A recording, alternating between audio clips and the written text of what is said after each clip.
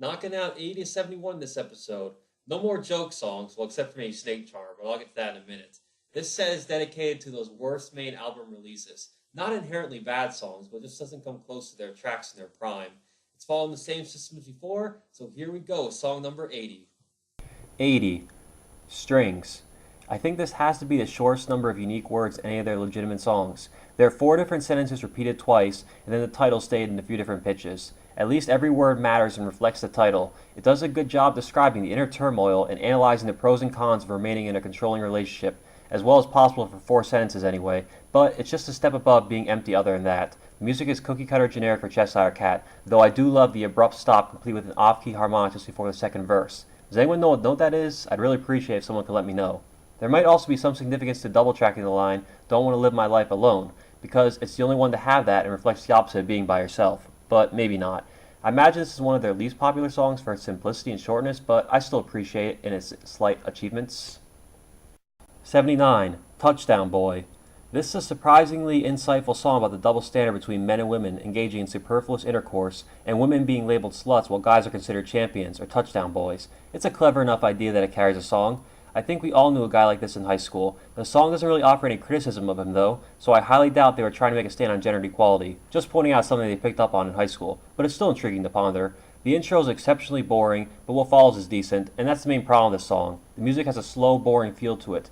I don't care for football in the slightest, but the football jokes are still kind of funny, and I like the announcer effect Mark and Tom do, complete with the crowd noise. It has flaws, but it's a solid effort from their first album. 78. Snake Charmer. Weird, off, not really enjoyable. These are all valid terms to describe this song. It's a mildly interesting concept about original sin, comparing to how some females can be tripping today. Actually, it's a rather clever concept, just poorly executed. Tom's vocals and lyrics are atrocious here. He truly sounds like he does not care, and his words are hard to understand, and what you can isn't really worth hearing. For example, "You are a hero and survivor, your eyes are getting tired, there's claw marks on your spine, it happens all the time." What? Why? Awful, just awful. Music isn't good at all. It's a ripoff of The Revelator, and while it's not a traditional song, it's not their style at all. I can't believe Mark and Travis went along with this. Snake Charm might be acceptable as a mediocre Angels and Airways song, but as a Blink-182 one, it's a poor excuse. 77. Time to Break Up. Good lord, this song is whiny, but it does have two things going for it. The interlude is very well done, and it uses an experimental tuning, and not using standards is an achievement for these guys. Everything else is pretty meh. The lyrics aren't particularly good, bass is hard to hear, drums are nothing special, and while the guitar has a unique sound, it's just not as well done or as powerful as Adam's song. The interlude is cool, even though it's a string of two alternating notes, but they sound nice. Very, very nice. Plus, it's got a good flanger spacey effect. The lyrics about heartache and forgetting those things are almost laughable, but as long as you don't overthink it and pretend you're a teen, they can be enjoyable and obviously contribute to the theme. Well, it's good enough for a bonus track anyway, so it's not really too productive to complain about a song that was probably rushed and was given little effort like this. 76. What Went Wrong? Tom and only his guitar and complete creative control make a nice combination. I would have liked to hear more of that. Oh wait. But seriously, it's a decent effort and the best of the bonus tracks. And it's nothing beyond a whiny breakup song, but honestly, that's what they did best. The acoustic guitar is a nice touch and the synths create a soft, poignant sound as well. They've done better lyrics, but much worse as well. The line, "What went wrong because you said this was right," is sappy but passable. The whole song has a nice flow to it, especially the chorus, and the acoustic solo isn't bad either. It's certainly a perfect fit.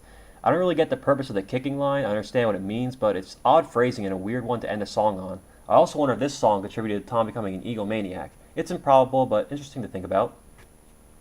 75. Voyeur. This song is just weird, and not particularly good either. For example, "And when the day ends, I'm sure she feels sorrow. The lonely guy I am, I like to watch her change." What in the hell? Talk about random. What does the feeling sorrow line have to do with the rest of that peeping stuff that comes later?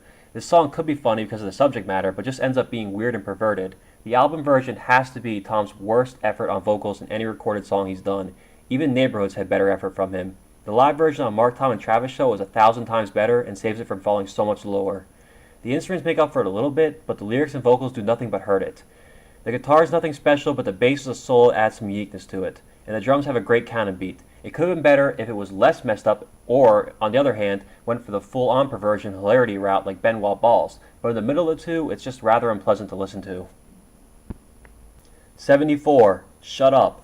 is what I think of every time I hear this song, but joking aside, it's the worst main song on the album. The lyrics are stupid and trite and the vocals are grating. It's even worse if you've heard the studio recording of them. I think the song attempted to be an angry, emotional powerhouse, but it is not. It becomes almost unbearable to listen to. The song starts off promising with a harmonious riff, but almost immediately, Mark's yelling becomes painful to listen to. Any part of the song that features the line, "I think it's time for me to leave," is the only enjoyable aspect. I guess I can appreciate the idea behind the song, that sometimes you just want to scream and argue to get someone to shut up, the irony. I just don't think any amount of execution was going to make this song work. They're not the type of band that could pull off what was needed to be a complete punk song. Just being honest here, I admit they're great at what they do, and I can appreciate the effort, but I just can't see how or why it's made it on the album. The instruments are okay sounding, and it's certainly not nearly as bad as the worst songs on their other albums, but there's very little good enough about it that makes it deserve multiple listens or even an enjoyable first one. 73. The Party Song. I'd say this is the worst song on Enema of the State. It's basically incoherent rambling and not all that amusing, though some fans love it, and when they played it live a few years ago, it was a tremendous occasion. I do like the sustained notes in the slow part, and then I saw her standing there, because that part is actually nice to listen to, and a good contrast between the expectation of a girl and the nasty reality, but it's not enough to save the song. I think annoying is the best word to describe it, and it's not surprising considering the song is about an unpleasant girl, who of course, happens to be annoying. I may be describing this a bit harshly for a song whose purpose is to basically be a stupid fun track with a lesson like Some Girls Try Too Hard, but I was especially annoyed when this song was chosen as a downloadable song for the game Rock Band, when literally any other track would have been a better choice to sing and play on the instruments. I think it's an idiotic blemish on an almost perfect album. 72. Peggy Sue. Getting some pop-punk Buddy Holly up in here. It's a strange homage. Repetitive musically, but lyrically, it's a decent comfort towards sad middle school girls. I assume anyway, I can't say I was ever in that position. There is some choppiness in the presentation with a slow and pointless bridge, but it's definitely an interesting track, as it expresses that instead of defining a genre like they did on Enema of the State, they too were of course influenced by other musicians, like Buddy Holly. Aside from that originality, it's a little too boring and doesn't offer much in terms of power or engagement. Still, it's a decent effort and a Blink-182 artifact nonetheless. 71. Enthused. One of the more forgettable Blink-182 songs. It's not bad at all, just not memorable or remarkable. The only thing that really stands out to me about it is that dirty, crunchy distortion before the singing. There are not a lot of lines in this one, and the few that it has are mainly just negative words that describe himself, like lazy, strung out, crazy. The one great line about her not caring at all about the times they never shared at all is good, but it's not apple shampoo good.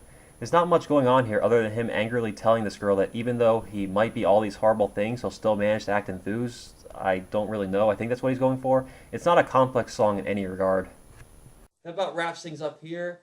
Next time we'll be improving ever so slightly with song 70 to 61, which will contain our first greatest hit. Be sure to check out the new video. It's on the way.